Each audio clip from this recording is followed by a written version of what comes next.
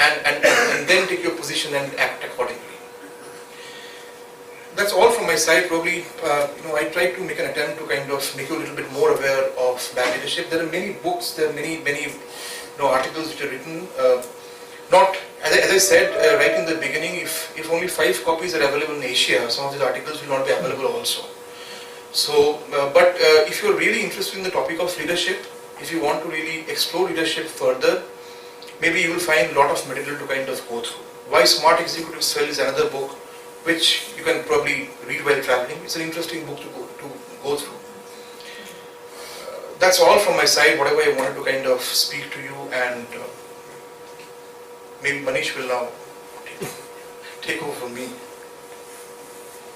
Very nice. I just missed that point about avoid groupthink. Yes. What was that? See, what happens is, groupthink is basically like, if you're in a group, it's like, if you might start with a different opinion, but when you see that there are 5 people in the group, 3 are speaking alike, tend to follow. No. So the group will come out, maybe you have a point of view which is very valid. But because others are not kind of talking about it, you kind of fall into the flow, I have a question. Sure. Why do you call it bad leadership? As somebody in the audience also, Hitler was an effective leader. Yes. And sometimes there are leaders, good or bad. Yes. People do follow them. I'll just, it's hard for me to kind of sit down and reply to such senior people, so yes, so Why I ask you is yeah. that some people, good or bad, people will follow them. Like Manmohan Singh would come into that guy. What is that incompetent leader? Really? I don't know. No political statements. No, I'm just saying, the whole country felt about it. I mean, I'm not just saying it. That is what everybody felt also. And I said, why do you call it bad leadership? See, Just first of all, because my ideology doesn't match. Or you say, you tell me, sometimes we have a strong viewpoint. It's only we have to decide in this group. so see, having a strong viewpoint is not negative. Why we call a leadership probably a bad leadership is, so if you look at the elements, for example, so if you look at, as I said, the means and the end, sometimes what happens is that the end result goes horribly wrong. Sometimes the end result is right, what you wanted to achieve, but the means that were used to achieve the end result were probably not right. I think you said this statement while you were talking also about Hitler. Yes. You said probably he got what he was set out for, but the means he used were not right. That's right. What I feel is that means were kind of just a way. What he wanted to achieve in itself was not right. Right. In the larger good. Maybe. So then, and that's why it happened the way he wanted it to happen, but in the larger good, in the larger perspective, it was a bad effect. Exactly. But as she said, the leadership was bad. Maybe it wasn't a bad Even leadership. a person like somebody in the audience, even See, Mahatma Gandhi was see, mentioned. that's where the problem lies, and that's what I tried to talk about in the beginning. See, what you said, just go through it. When you talked about leadership, you focused on Hitler as a leader.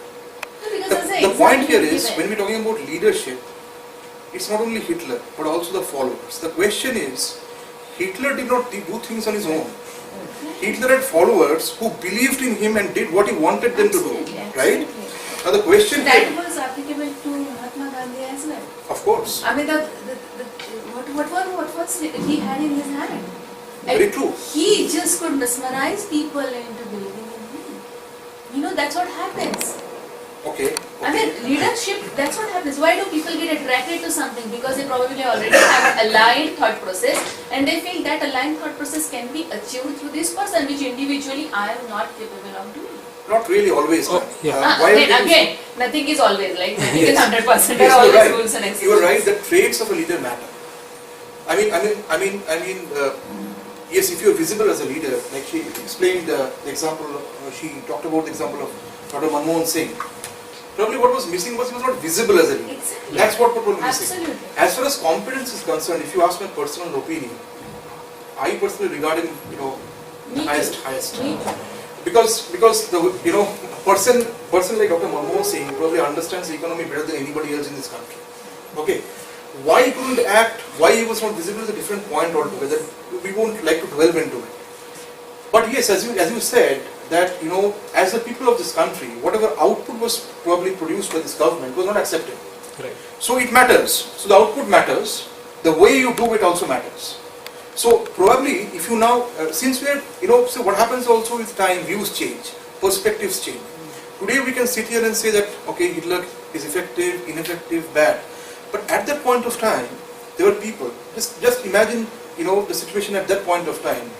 I'm a follower, say for example, if I'm a follower of Hitler, I'm blindly following and executing what he's saying. So which means the effectiveness part of his leadership is playing out perfectly. Now, at the end of the day, when probably, territory was captured, they probably celebrated and said the job is done, right? But now when we look back, the way the job was done became questionable. Now the point here is that even... It is not the way, the job in itself is questionable. That's what my point is. The way where... Not really, ma'am. See, Not really, ma'am. Yeah, For I mean, example, genocide he did, the way, let's take the... how he did it See- didn't matter. See, one point I would just like to mention, what these kind of leaders do is, they create a miasma, like what has been done in 2014.